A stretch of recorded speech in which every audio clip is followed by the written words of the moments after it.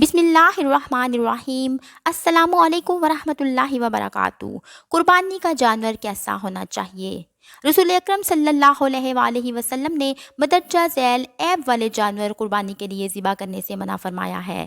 Number 1، بینگا یا کانا ہو یا جس کی بنائی نہ ہو، یعنی آنکھ تو ہو لیکن دکھائی نہ دیتا ہو۔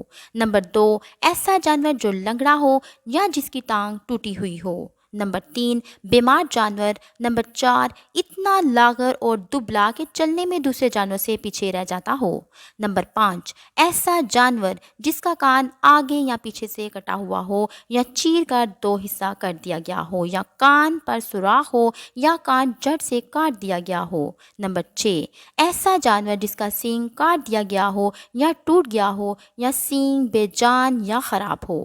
نمبر 7، ناک کٹا۔ نمبر 8، دم کٹا۔ نمبر 9، ٹوٹے ہوئے دانتوں والا جانور۔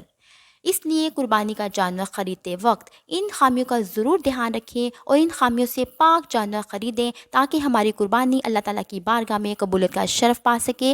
اللہ تعالیٰ اس پر عمل کرنے کی توفیق عطا فرمائے اور ہماری قربانیوں کو قبول و منظور فرمائے۔ آمین۔